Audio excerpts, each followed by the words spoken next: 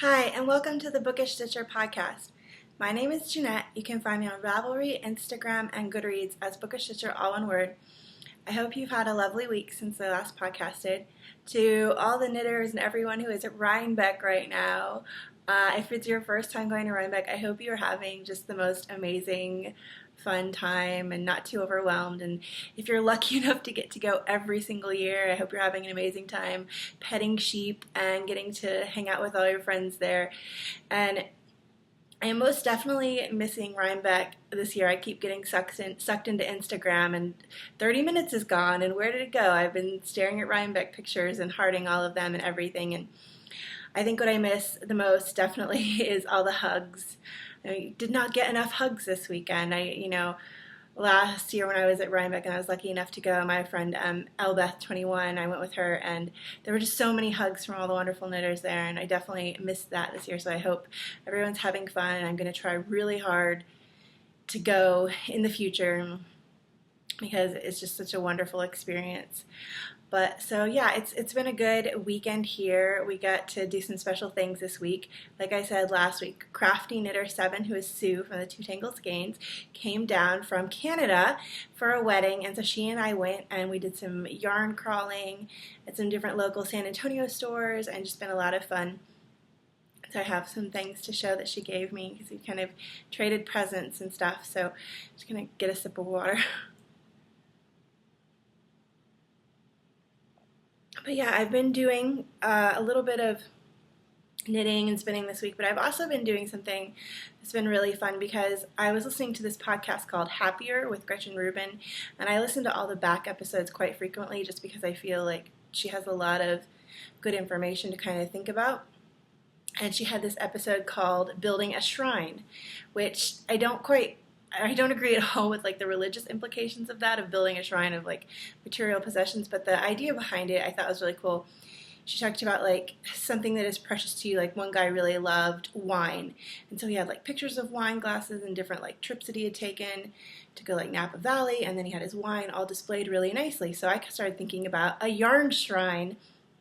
And so I have a little corner where my small stash is, and I've been trying to kind of organize it and just make it a pretty space visually. So last year at Rhinebeck, I got a couple pictures of sheep and stuff like that, and I have some pictures that I've taken at different festivals. So I'm just trying to kind of make a space that my yarn lives that's beautiful, and I might take pictures of all that when it's done, but it's been really fun to kind of focus on making that area something that I smile every time I walk by. But yeah, let's get into the actual knitting. I just wanted to mention that this week because it's been fun and something that's nice to do. I don't know if any of you have any special ways that you've organized your stash to make it beautiful so that when you look at it you smile. If you have, I'd love to see pictures to get ideas. But my finished object this week is the Jewel Hat, and it is by Gordy. I knit it out of some tinted yarn in her Luxe Girl in the Foliage color. So this is gorgeous shades of brown and green and purple, and this is for me. And I don't know, I either don't have any purple hats or I just have one. I have a ton of blue hats, but I guess I can put it on. It's kind of hot here. It's now I have to wear it for the rest of the podcast though, because if I take it off, my hair will look crazy, but yeah, I think it's pretty. And it has just this nice, very simple textured pattern, which makes it look cute. So, next thing I've been working on, I'll kind of show what got the least amount of love to what I became, and end with what I became obsessed with and what got a ton of love. So I pulled out 2 sock whips, and this first one is some socks for my son, and they were supposed to be birthday socks, and it's already been his birthday. But it's so hot here. It's normally, according to like the Weather Channel, it's normally low 80s at the end of October. It's October.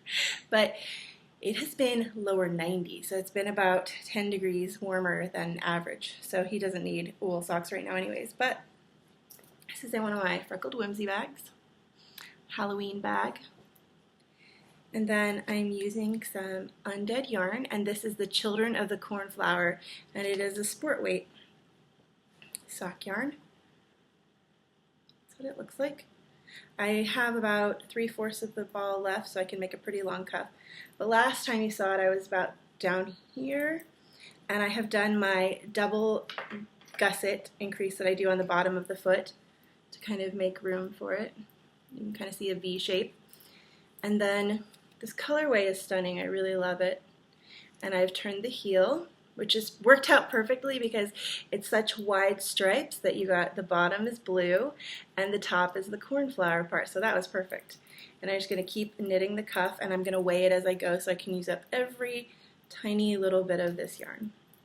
And this has just kind of been carpal line knitting because it's perfect for that. And then the next thing got a change of tools. So if you've been watching for a while, you'll know that I've been knitting the Driftwood socks for quite some time. But what I discovered was I had not been gravitating towards them because I had gotten these Knit Picks needles, and one of them was fine. But the other Knit Picks needle had like a divot in the groove, so the yarn would not push over the needle, so I had to push one stitch onto the needle at a time.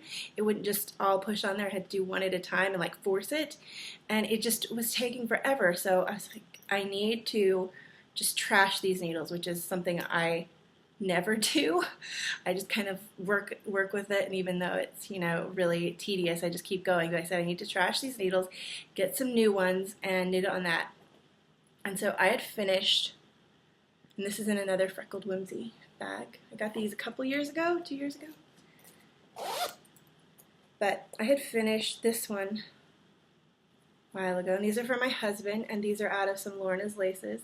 And this is the bow ties color. Kind of striped except for when it went kind of crazy at the heel. But last time you saw these, and at the beginning of this week, I just had the tiniest bit of the toe. So I changed them over to some, I believe these are Addies. I believe they're Addies. Maybe. I'm not sure. I think they're Addies. But so in the entire week, I knit this whole part of the foot because it just zoomed. As soon as I got it on better needles, the sock pattern is going so easily. So it's such a difference a nice tool makes, and I'm not going to just suffer through and be like, oh, we're not going to change them anymore, because I did throw that one in the trash because it wasn't, the needle was basically broken. And I probably could have contacted them to get a new one. I just didn't think about that. But yeah, this is the Driftwood socks, and it's patterned by Mina Phillips. Oh, and I just realized I forgot to pull for the drawing for the two hat patterns there. They're in the Ravelry group. So I will draw after I record and just tag the winners for those in the thread for this episode on Ravelry. But yeah, these should be done this week because the cuff is not that long.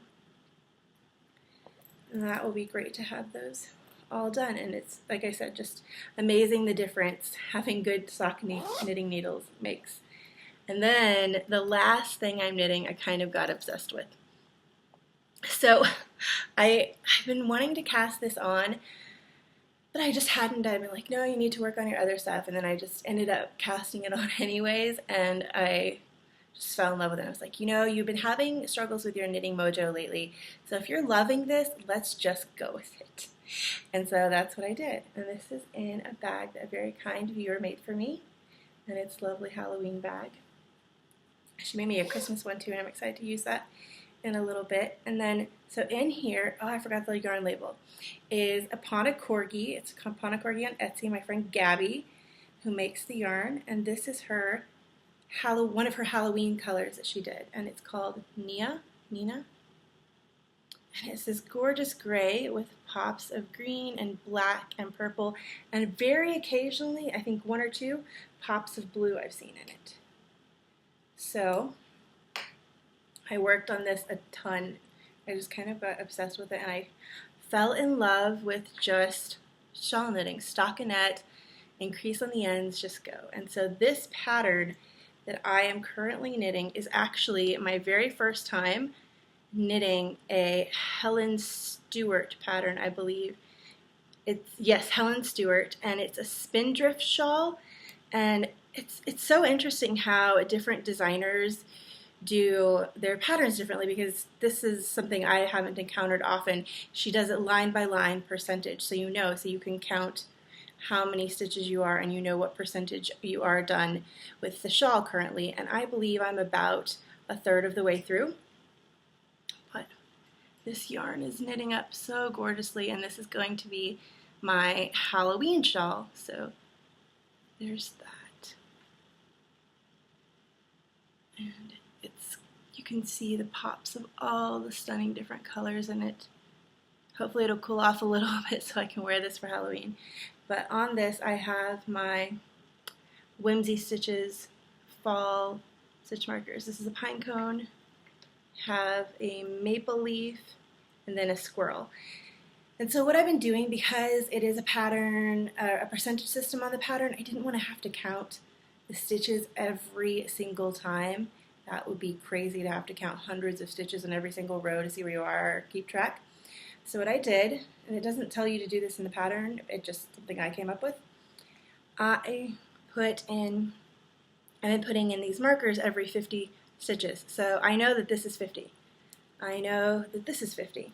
And when these outset areas get to 50, I put in another stitch marker and go. So that way I can do a quick count very quickly of, how many's on this end, how many's on this side, plus 100. And that's been working out really well. So I just have been loving this. Thanks, Gabby, for making awesome yarn. She got to go to Rhinebeck this week, and it was fun seeing pictures of everybody got to go.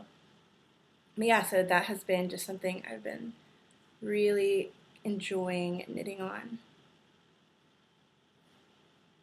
And then spinning, I have been plying up all of those tons and tons of yarns that I had done for Spinzilla. And one of them is going to be a giveaway for the podcast, just podcast listeners in general, the podcast group. And it's the one I showed last week. It's not done plying up, but it's Nerd Girl Yarns Teenage Mutant Ninja Angel. And it was funny, I showed a picture on Instagram, and that yarn reminds me of fruit stripe gum. I don't know if any of you remember that, but I learned a new fact. Thank you, Susan Rista1313. I was saying, hey, any 90s kids remember this gum? And she said that it's actually been around from the 70s, so I didn't know I wasn't 11. I was born in the 80s, but most of my childhood that I remember took place in the 90s. So that was fun to get to see that. And so I'm going to be doing a giveaway for the Handspun that I did, and the prompt for that, this is kind of fun, I'm excited about this prompt, is going to be, since that fruit stripe gum has a little jingle that went with it, fruit stripe. But so I thought it would be fun to do a little, I think they're called ear burns or something, well, not ear burn, just a little jingle that stays in your head, has stayed in your head from your childhood, or a television commercial that has always stayed in your head. And you can just write it under the prompt, they're one of a kind, they're Cabbage Patch Kids, you can give them all of your love.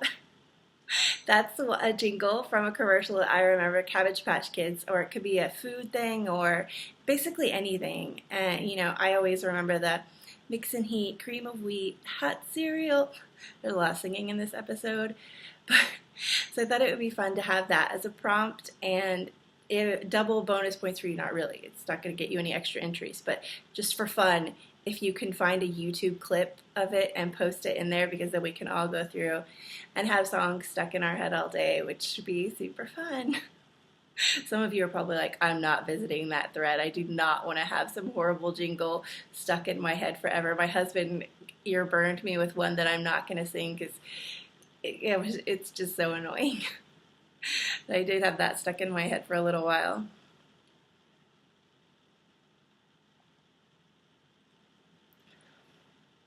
And yeah, so that will be the prompt for that. And like I said, I'll draw for the Open Skies and the Lightning Strike hat.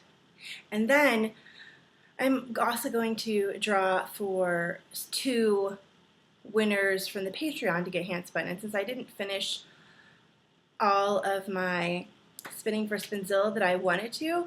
I'm going to let the winners pick which one they want. Whoever contacts me first can pick which one. And so I have these two braids. This one is from Rock and String, and it's this glorious pink. And then I have this one, and this is from Two Guys Yarn Company, and it is a Targi, I believe. It's called Dip Me in Chocolate, and it's really soft. I don't know the blend to let you know, but it's just so gorgeous. And I will let whoever wins pick the one of that. I should have drawn. I forgot to do all the drawings beforehand, but I will. Maybe I'll do that next time. Next time I'll announce the winners of the Patreon and let them, whoever contacts me first, can pick that. So let's do that next time. But I do have, like I said, a Patreon account, and that helps pay for hosting for iTunes and shipping out prizes and all kinds of stuff like that, and buying prizes, because I love to get prizes for you guys, as you've known, because a lot of people. It's been awesome. A lot of people have won their first prize ever on the podcast, and I just absolutely love hearing that from people, so that's great. And now for enabling. I'm just going to share this one thing because it's very special. My friend Sue, who I said came in from Canada, brought me a little present that she had done, and she has the shop, The Tangled Skein CA, on Etsy, and she's revamping her shop right now, so I don't know if she'll still have this style, but she does Japanese style knot bags. And this is a little ice cream one. My daughter absolutely loves it and thinks it's so cute. And I love her bags. I take them with me to all the festivals because you can just put this over your arm and the yarn comes out through right here. So there's no snagging on zippers. If you knit and walk at festivals, this bag is essential to, like, in my mind, it's essential. And so there is that Tangled Skein.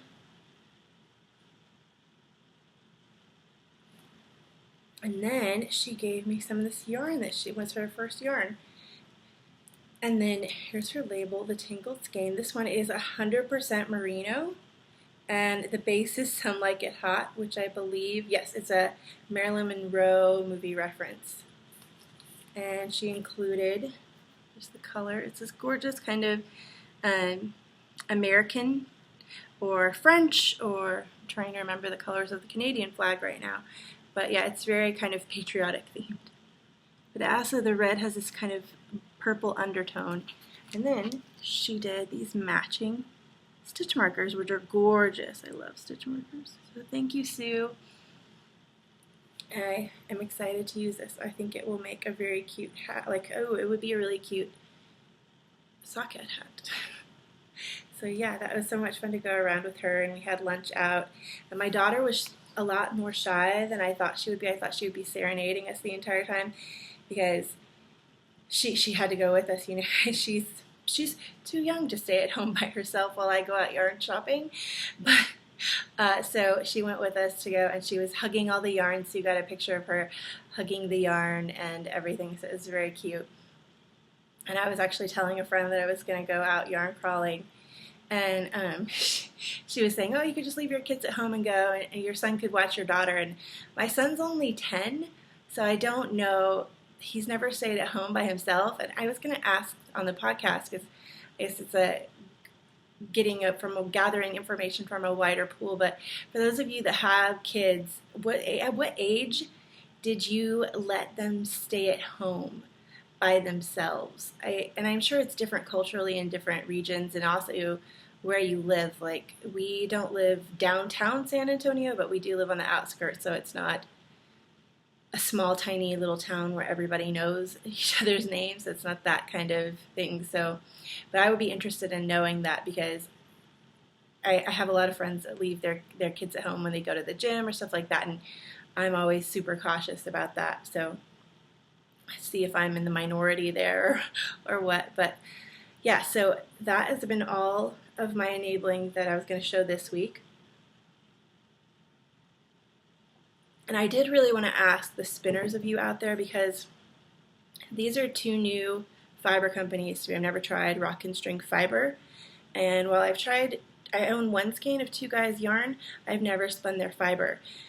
And after I finish spinning all of my Spinzilla fiber, which there's just a couple more, I only have 5 braids of fiber left in my stash, which is not enough to do next year's Spin the Bin challenge. So I will need to get more fiber towards the end of this year, and I would like to have all the ones that I get for that to be new to me fiber companies that I haven't spun. So if you have a fiber dyer that you absolutely love their prep and the way that their colors are, and you'd be willing to share that information with me, I would absolutely love to know that. If you could post in the Ravelry episode for this week and tell me your favorite fiber indie dyer. So, but yeah, that is all of that stuff for this week. And then I think that was all I wanted to ask too. I feel like I'm forgetting something, but meh. So the book this week. It is Halloween spooky book month because it is October and I love a good theme. And this book that I read, I listened to it on audiobook while I was spinning for Spinzilla, which was a lot of fun, and it was great because this was a very long audiobook, so it got me through a lot of braids of fiber. And I had heard of this book when it came out, but I had no interest in reading it, or not no, but very small interest in reading it because I had read The Shining by Stephen King, and I had really enjoyed it, and I had read it when I was younger, of course. And when I saw this came out, I was like, what if it was the Dr. Sleep by Stephen King? It's the sequel to The Shining. And I thought in my head, what if this ruins The Shining? You know, what if it, like, kind of in the same vein of how a lot of people were nervous to read Go Set a Watchman because To Kill a Mockingbird, it has such a special place in their heart for that book. And so that was kind of, not that The Shining has such a special place, but it was a good book, and I just was nervous about the other one ruining it. So I put off reading it for years, and I finally read it. Here's the cover. So Stephen King. It's Dr. Sleep. So the cover is black, and then the words are kind of done in this wispy smoke or steam, as is relevant to the story, and then you can kind of see a woman in the back, and you can kind of see, not really, her top hat. She's a woman with top hat. And so this book was actually really good. The premise it took was interesting, and I loved kind of re-exploring the world. So the thing is that Danny Torrance has grown up from the little boy that goes, Red Rum, Red Rum. He has grown up into an adult alcoholic.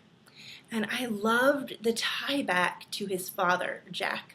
And his father was an alcoholic. And just kind of relating that how you would think that with all the stuff this little boy experienced in the past and how horrible his father was, that he would stay as far away from alcohol as he could because it kind of led his father into this destructive path. But he didn't. He ended up right back. And the thing is that Danny, if you've seen or read The Shining, Danny has The Shining, which is what it's called when you can talk to someone telepathically, you can kind of predict events, he can see and know if people are dying. Sometimes people can move things with their minds. There's different psychic abilities that these people have that have The Shining. And so the only time he can really blot out The Shining and all the horrible things that happened to him in his childhood when they were at the Overlook Hotel is when he has had a lot of alcohol. And so it goes through at the beginning all his kind of downward spiral after it starts off with him about a teenager with his mom and Dick Halloran, who kind of helps him discover that he has The Shining. And then it skips several years and goes to where I believe he is in his early 30s, and he is kind of at the bottom of the pit where his life has just gotten really bad, and it goes to this one point in the book that is his low point. I think they call it AA. They refer to it. There's a lot of information about AA in this book. They refer to it as like the deepest secret or something that you have to confess if you ever want to stay free from the alcohol.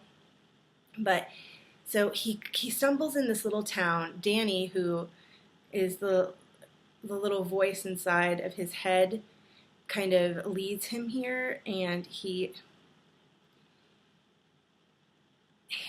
decides to stay based on just this kind of seeing this little Doc, not Danny. Doc is what he calls him.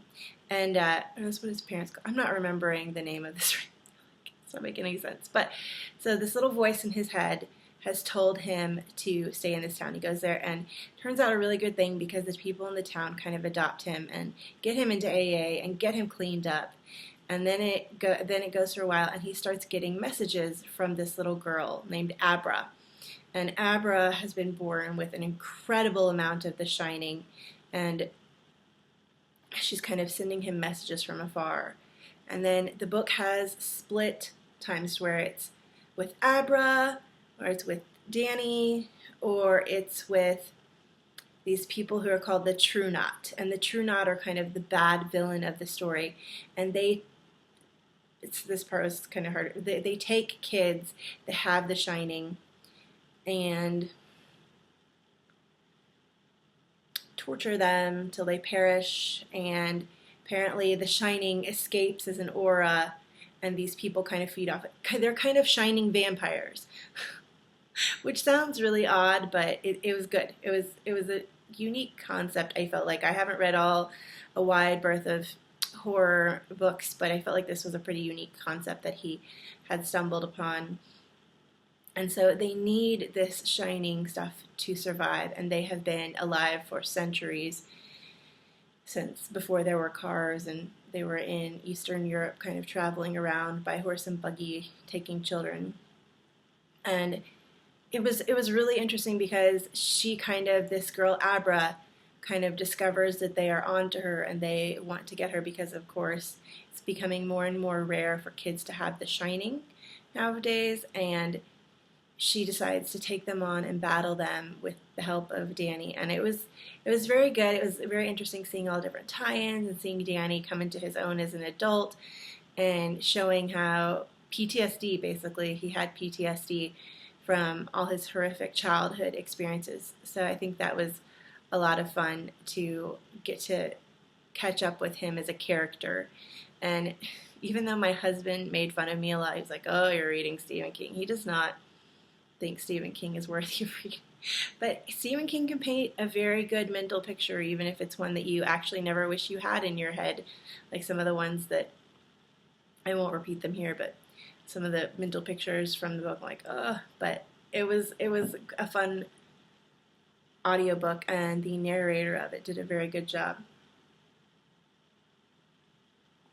So that was Dr. Sleep by Stephen King.